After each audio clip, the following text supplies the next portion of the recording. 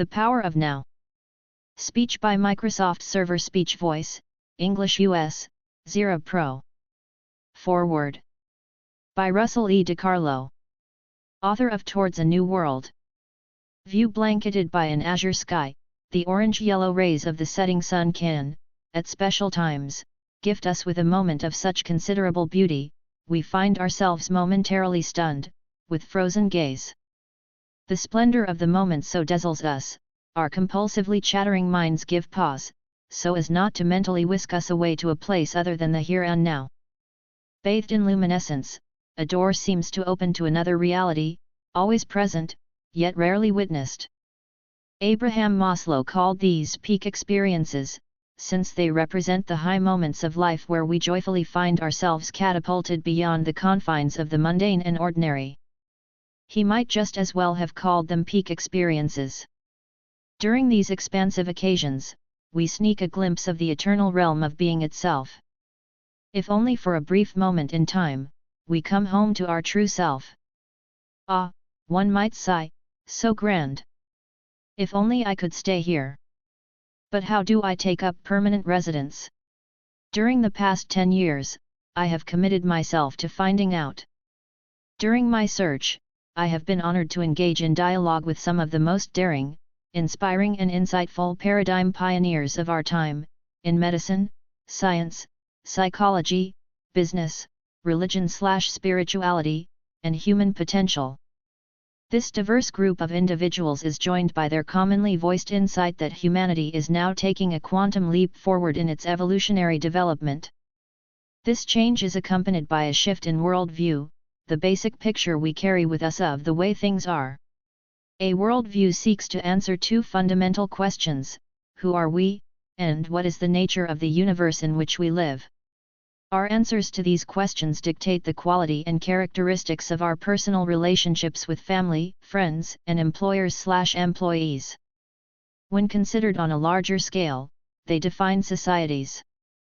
It should be of little surprise that the worldview which is emerging calls into question many of the things Western society holds to be true.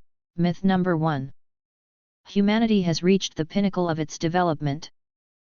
Salon co-founder Michael Murphy, drawing upon comparative religious studies, medical science, anthropology, and sports, has made a provocative case that there are more advanced stages of human development.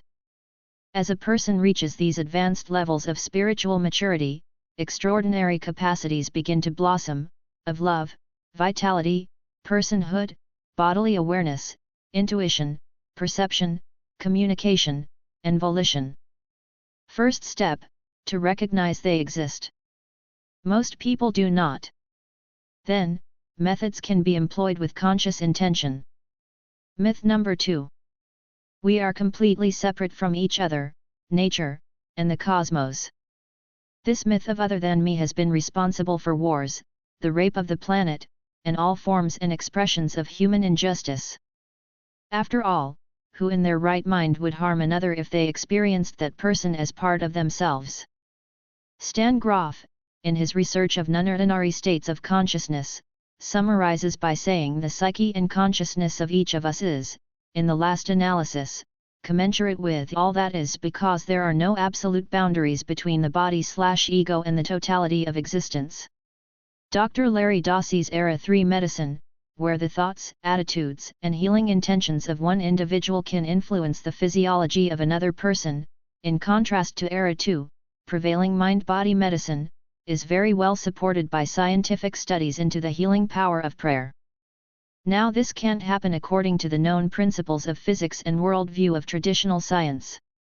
Yet the preponderance of evidence suggests that indeed it does. Myth number 3. The physical world is all there is. Materialistically bound, traditional science assumes that anything that cannot be measured, tested in a laboratory, or probed by the five senses or their technological extensions simply doesn't exist. It's not real. The consequence, all of reality has been collapsed into physical reality. Spiritual, or what I would call non-physical, dimensions of reality have been run out of town. This clashes with the perennial philosophy, that philosophical consensus spanning ages, religions, traditions, and cultures, which describes different but continuous dimensions of reality. These run from the most dense and least conscious, what we'd call matter, to the least dense and most conscious, which we'd call spiritual. Interestingly enough, this extended, multidimensional model of reality is suggested by quantum theorists such as Jack Scafati, who describes superluminal travel. Other dimensions of reality are used to explain travel that occurs faster than the speed of light, the ultimate of speed limits.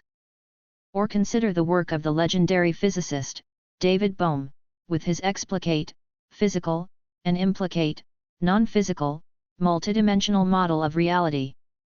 This is no mere theory. The 1982 aspect experiment in France demonstrated that two once connected quantum particles separated by vast distances remain somehow connected. If one particle was changed, the other changed, instantly. Scientists don't know the mechanics of how this faster than the speed of light travel can happen, though some theorists suggest that this connection takes place via doorways into higher dimensions.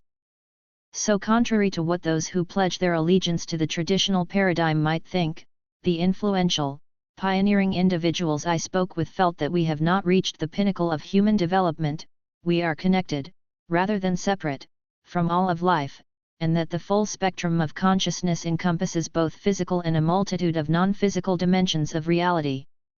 At core, this new worldview involves seeing yourself, others, and all of life, not through the eyes of our small, earthly self that lives in time and is born in time, but rather through the eyes of the soul, our being, the true self. One by one, people are jumping to this higher orbit. With his book, The Power of Now, Eckhart Tolle rightfully takes his place among this special group of world-class teachers. Eckhart's message, the problem of humanity, is deeply rooted in the mind itself. Or rather, our misidentification with mind.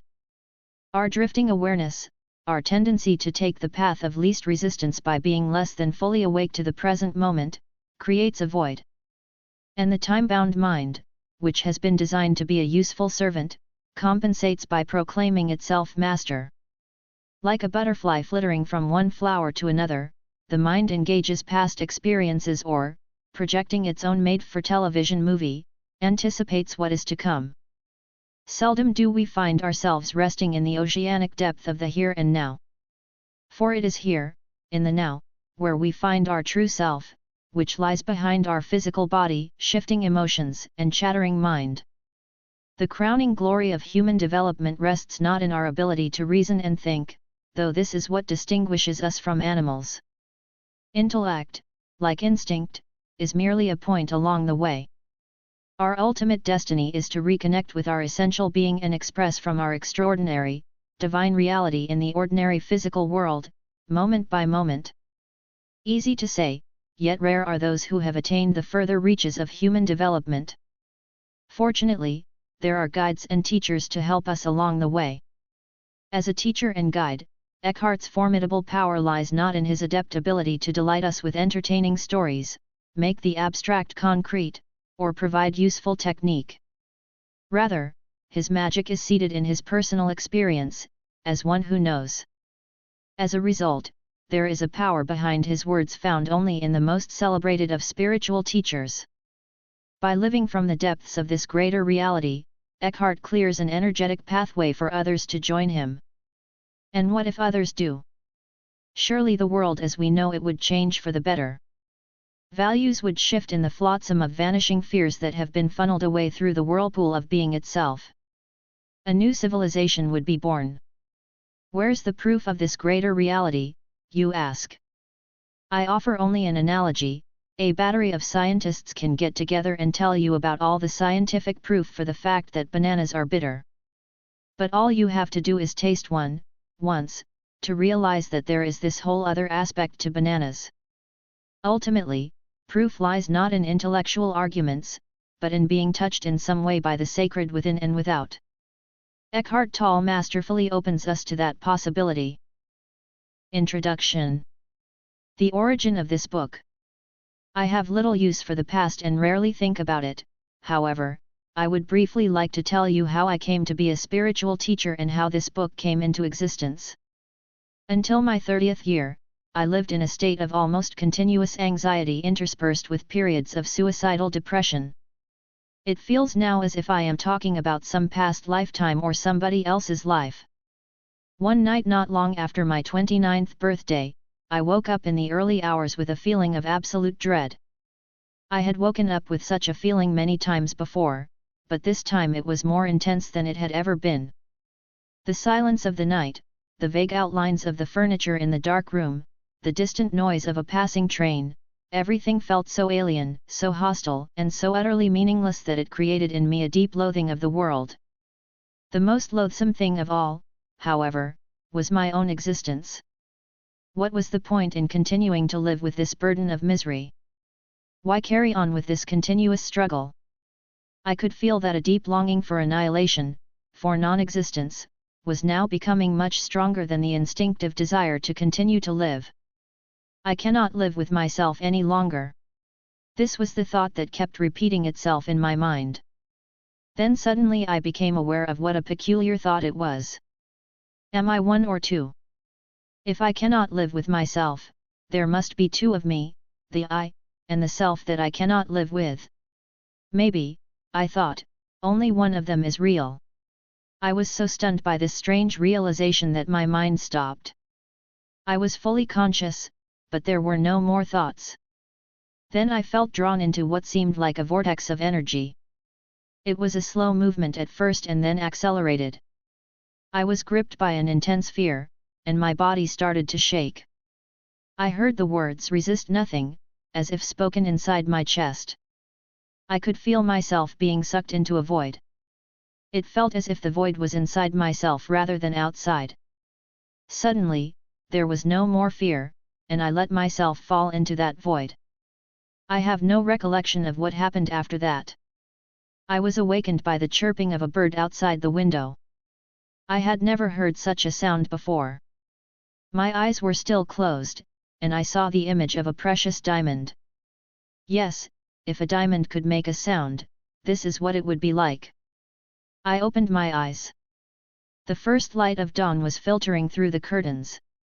Without any thought, I knew, that there is infinitely more to light than we realize. That soft luminosity filtering through the curtains was love itself. Tears came into my eyes. I got up and walked around the room. I recognized the room, and yet I knew that I had never truly seen it before. Everything was fresh and pristine, as if it had just come into existence. I picked up things, a pencil, an empty bottle, marveling at the beauty and aliveness of it all. That day I walked around the city in utter amazement at the miracle of life on earth, as if I had just been born into this world. For the next 5 months, I lived in a state of uninterrupted deep peace and bliss. After that, it diminished somewhat in intensity, or perhaps it just seemed to because it became my natural state. I could still function in the world, although I realized that nothing I ever did could possibly add anything to what I already had. I knew, of course, that something profoundly significant had happened to me, but I didn't understand it at all. It wasn't until several years later, after I had read spiritual texts and spent time with spiritual teachers, that I realized that what everybody was looking for had already happened to me. I understood that the intense pressure of suffering that night must have forced my consciousness to withdraw from its identification with the unhappy and deeply fearful self, which is ultimately a fiction of the mind. This withdrawal must have been so complete that this false, suffering self immediately collapsed, just as if a plug had been pulled out of an inflatable toy. What was left then was my true nature as the ever-present I am, consciousness in its pure state prior to identification with form. Later I also learned to go into that inner timeless and deathless realm that I had originally perceived as a void and remain fully conscious. I dwelt in states of such indescribable bliss and sacredness that even the original experience I just described pales in comparison. A time came when, for a while, I was left with nothing on the physical plane. I had no relationships, no job, no home, and no socially defined identity. I spent almost 2 years sitting on park benches in a state of the most intense joy. But even the most beautiful experiences come and go. More fundamental, perhaps, than any experience is the undercurrent of peace that has never left me since then. Sometimes it is very strong, almost palpable, and others can feel it too. At other times, it is somewhere in the background, like a distant melody.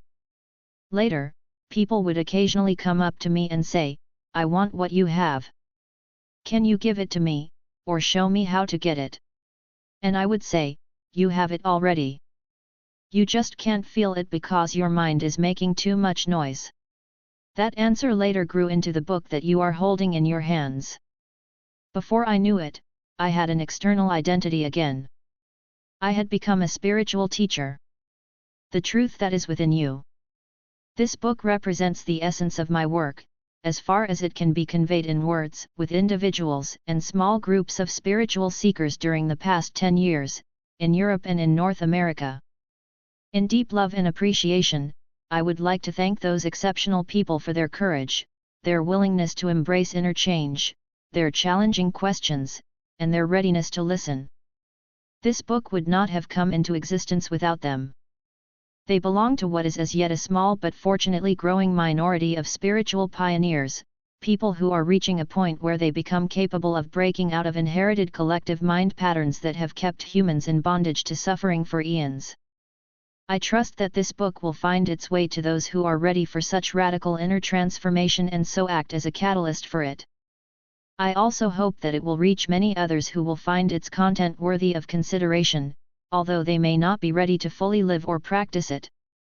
It is possible that at a later time, the seed that was sown when reading this book will merge with the seed of enlightenment that each human being carries within, and suddenly that seed will sprout and come alive within them. The book in its present form originated, often spontaneously, in response to questions asked by individuals in seminars, meditation classes, and private counseling sessions, and so I have kept the question and answer format. I learned and received as much in those classes and sessions as the questioners. Some of the questions and answers I wrote down almost verbatim. Others are generic, which is to say I combined certain types of questions that were frequently asked into one, and extracted the essence from different answers to form one generic answer. Sometimes, in the process of writing, an entirely new answer came that was more profound or insightful than anything I had ever uttered. Some additional questions were asked by the editor so as to provide further clarification of certain points. You will find that from the first to the last page, the dialogues continuously alternate between two different levels. On one level, I draw your attention to what is false in you. I speak of the nature of human unconsciousness and dysfunction as well as its most common behavioral manifestations, from conflict in relationships to warfare between tribes or nations. Such knowledge is vital, for unless you learn to recognize the false, as not you, there can be no lasting transformation, and you would always end up being drawn back into illusion and into some form of pain. On this level, I also show you how not to make that which is false in you into a self and into a personal problem, for that is how the false perpetuates itself. On another level, I speak of a profound transformation of human consciousness, not as a distant future possibility, but available now, no matter who or where you are. You are shown how to free yourself from enslavement to the mind, enter into this enlightened state of consciousness and sustain it in everyday life. On this level of the book, the words are not always concerned with information, but often designed to draw you into this new consciousness as you read. Again and again, I endeavor to take you with me into that timeless state of intense conscious presence in the now, so as to give you a taste of enlightenment. Until you are able to experience what I speak of, you may find those passages somewhat repetitive. As soon as you do, however, I believe you will realize that they contain a great deal of spiritual power, and they may become for you the most rewarding parts of the book.